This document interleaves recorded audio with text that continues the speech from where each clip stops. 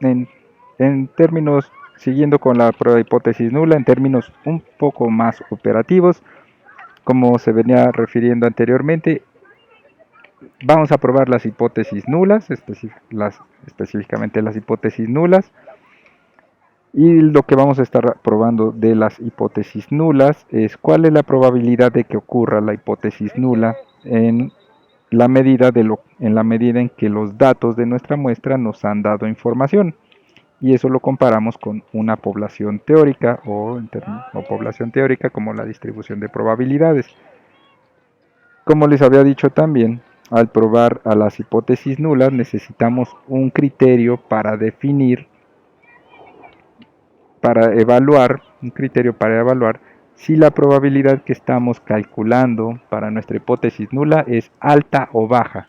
Y en ese sentido, si podemos rechazar o no como analistas a la hipótesis nula. A lo que se refiere este apartado de lógica de la prueba de hipótesis y p-value son dos elementos que vamos a estar utilizando constantemente de manera operativa en las pruebas de hipótesis. El primer elemento se llama nivel de significancia. Como lo habíamos visto anteriormente, el nivel de significancia se refiere al error tipo 1 o alfa, y este nivel de significancia es un criterio utilizado por el analista para tomar una decisión sobre la inferencia generada en torno a una hipótesis nula. Y otro elemento que otro concepto o otro elemento importante para evaluar a las hipótesis nulas se llama p-valor o p-value. Recuerden que el nivel de significancia es un criterio de decisión que define, es un criterio probabilístico y sirve para tomar una decisión y que define arbitrariamente el analista. Como les había dicho también, usualmente en ciencias sociales el tamaño del nivel de significancia con el que se trabaja es de 0.05 o del 5%. Pero ahora el otro elemento que vamos a utilizar para contrastar las probabilidades de la hipótesis nula es este criterio que se llama p-valor o p-value. Y es el y este p-value se refiere directamente a la probabilidad de ocurrencia de la hipótesis nula. El p-value se refiere específicamente a eso. ¿Cuál es la probabilidad o de qué tamaño es la probabilidad de que ocurra nuestra hipótesis nula?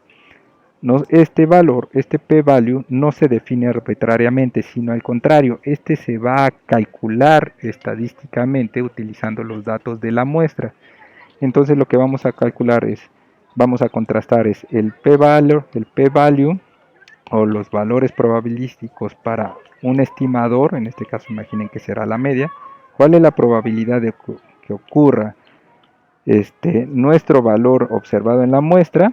Y en términos probabilísticos, este p-value o p-valor que ha sido calculado a partir de los datos se compara con un criterio arbitrario que el analista decidió. Y al compararlo, entonces se toma una decisión.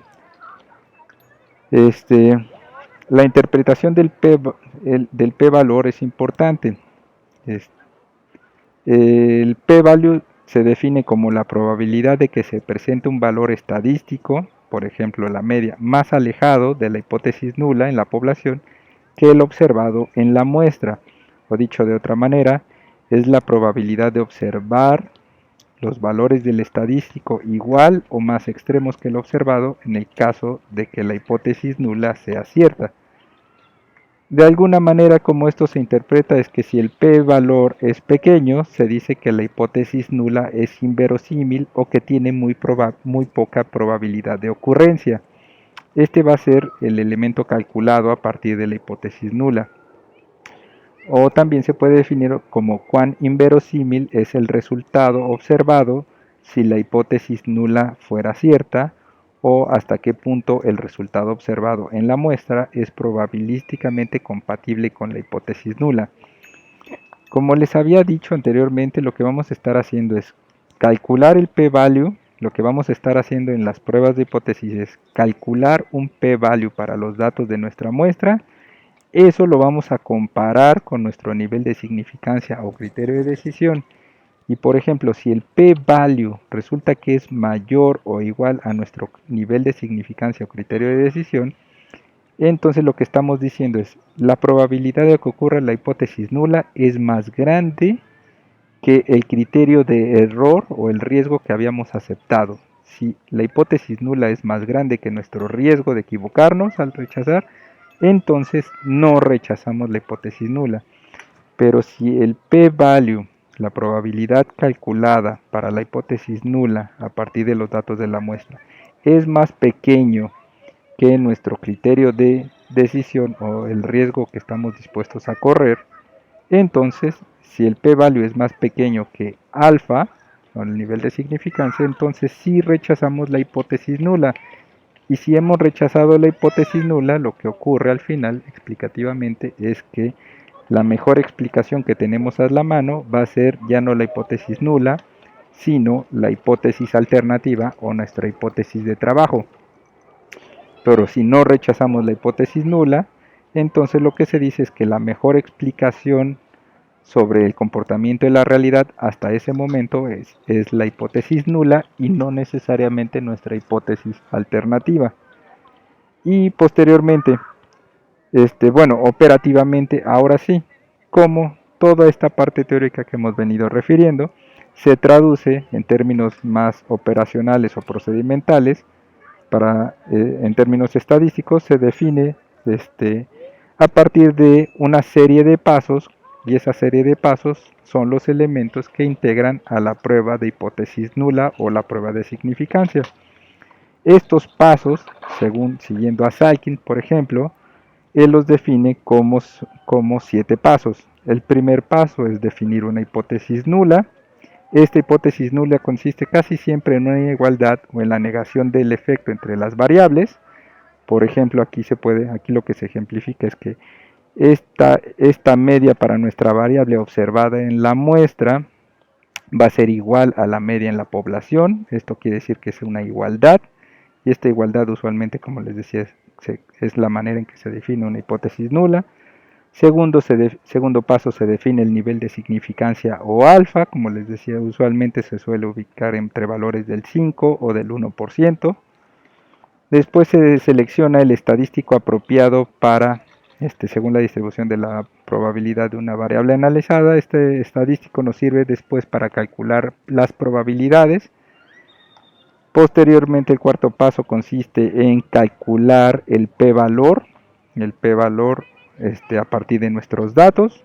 El paso 2 fue algo arbitrario definido por el investigador. El paso 4 es un cálculo a partir de los datos de nuestra muestra. Finalmente, lo que se hace es que se define cuál es el valor crítico o la región de rechazo o dónde vamos a rechazar la hipótesis nula. Finalmente se compara el valor obtenido y el valor crítico. El valor obtenido se refiere a el p-value, el valor del p-value calculado. El valor crítico se refiere usualmente a el nivel de significancia. Y al final, el analista toma una decisión sobre la hipótesis nula, y esa decisión corresponde a rechazar o no rechazar a la hipótesis nula. Estos son 7 pasos que define Saikin. En algún momento estos pasos se pueden resumir en una menor cantidad de pasos gracias a al software computacional. Hay algunos pasos que nos podemos ir saltando, y a continuación lo que vamos a ver son pruebas de hipótesis para un solo valor o un solo estadístico. A partir de un estadístico vamos a intentar inferir lo que pasa en la población, y usualmente el estadístico de prueba es para una variable continua, suele ser una media, o para una variable categórica suele trabajarse con una proporción, y eso lo vamos a ver a continuación.